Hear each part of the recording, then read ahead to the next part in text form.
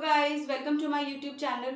आज हम प्रेगनेंसी से रिलेटेड बहुत ही इंपॉर्टेंट टॉपिक डिस्कस करेंगे। कई बार आपको प्रेगनेंसी के टाइम पे अर्ली प्रेगनेंसी में ब्लीडिंग होने लगती है या फिर स्पॉटिंग होने लगती है, जिसको देख के आप डेफिनेटली घबरा जाते हो कि अरे हमें प्रेगनेंसी में ये ब्लीडिंग क्यों हो रही है, कहीं हमारा बच्चा खराब तो नहीं हो गया। तो फ्रेंड्स, प्रेगनेंसी में ब्लीडिंग या स्पॉटिंग कई बार नॉर्मली भी होती है और इसके कई बार ऐसे कारण भी होते हैं जो कि आपको नहीं पता होते हैं। तो आज इस वीडियो में हम डिस्कस करेंगे कि ब्लीडिंग इन अर्ली प्रेगनेंसी के क्या क्या कारण होते हैं, आपको उसका क्या ट्रीटमेंट लेना है, कब अपने डॉक्टर को तुरंत मिलना है। फ्रेंड्स, मैं doctor Kritika Verma, gynaecologist and IVF specialist, आज आपको causes of bleeding in early pregnancy के बारे में डिटेल में इस वीडियो में बताने वाली हूँ। देखो, ब्लीडिंग इन अर्ली प्रेगनेंसी 15 से 25% केसेस में काफ़ी बार पेशेंट को नॉर्मली भी होती है। यानी कि ऐसा नहीं है कि अगर आपको स्पॉटिंग हो रही है शुरू के 3 महीने में तो वो बच्चा खराब होने का ही साइन है। कई बार जब इम्प्लांटेशन होता है या फिर सब कोरियोनिक ब्लीड की वजह से भी आपको स्पॉटिंग हो सकती है, लेकिन वो बहुत थोड़ी होती है, एकदम भी ज़्यादा नहीं होती है। उसमें आपका पैड थोड़ा बहुत ही भरता है, वो बहुत ज़्यादा नहीं होती है। बाकी और क्या कॉजेज हो सकते हैं शुरू के 3 महीने में ब्लीडिंग के? देखो, प्रेगनेंसी में सर्विक्स की वेस्कुलरिटी बहुत ज़्यादा इंक्रीज हो जाती है, तो उसकी वजह से भी कई बार सर्वाइकल ब्लीडिंग होती है। अगर आपको इन्फेक्शन हो जाए, बच्चेदानी का कोई भी इन्फेक्शन हो जाए, उसकी वजह से भी आपको अर्ली प्रेगनेंसी में ब्लीडिंग हो सकती है। अब जो इम्पॉर्टेंट कारण होता है ब्लीडिंग इन अर्ली प्रेगनेंसी का, वो होता है एबॉर्शन, यानी कि बच्चे का खराब होना।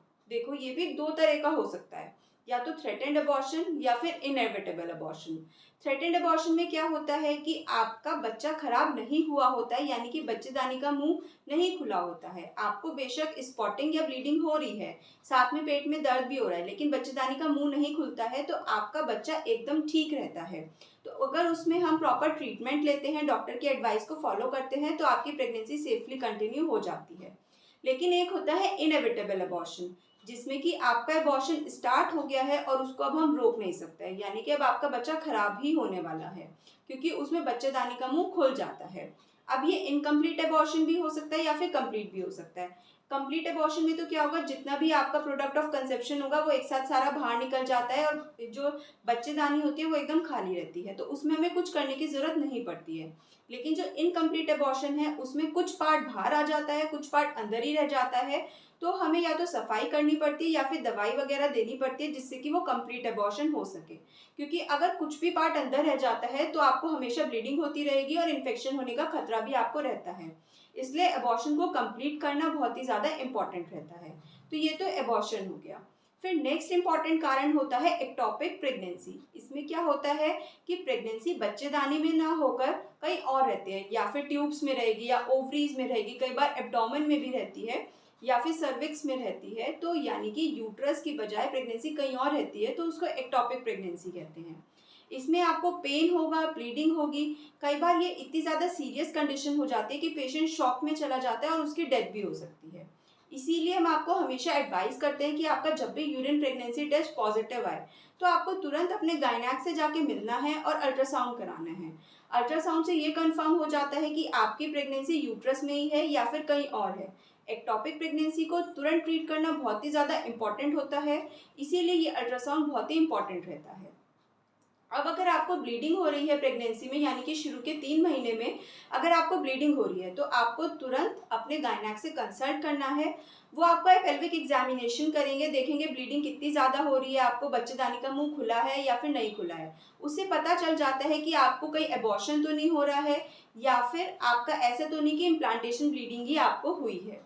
साथ ही साथ वो आपको अल्ट्रासाउंड एडवाइस करेंगे। अल्ट्रासाउंड से पता चलता है आपका बेबी ठीक है या फिर नहीं है, प्रेगनेंसी नॉर्मल है या फिर नहीं है, ये पता चल जाता है। आपको एक और इन्वेस्टिगेशन भी एडवाइस की जाती है, बीटा एचसीजी। बीटा एचसीजी से ये देखा जाता है कि आपकी प्रेगनेंसी वायबल है या फिर नहीं है। Beta HCG usually 48 hours 72 hours के बाद रिपीट किया जाता है। बीटा एचसीजी अगर आपकी प्रेगनेंसी हेल्दी है तो 48 आवर्स में बीटा एचसीजी डबल हो जाना चाहिए। लेकिन अगर 48 आवर्स में आपका बीटा एचसीजी डबल नहीं होता है तो हो सकता है कि आप एबॉर्शन की तरफ लैंड अप कर रहे हो या फिर आपकी एक्टोपिक प्रेगनेंसी है, तो उस तरह से आपका वर्कअप किया जाता है। तो इसीलिए अगर आपको कभी भी स्पॉटिंग हो रही है प्रेगनेंसी में या फिर ब्लीडिंग हो रही है तो तुरंत आप अपने गायनेक को कंसल्ट करो। वो जो भी एडवाइस करें आपको वो फॉलो करना है।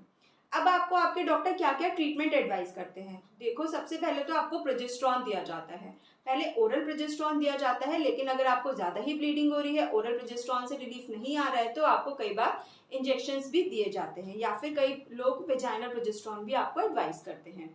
साथ ही साथ में प्रेगनेंसी को सपोर्ट करने के लिए कई बार HCG का इंजेक्शन भी आपको दिया जाता है।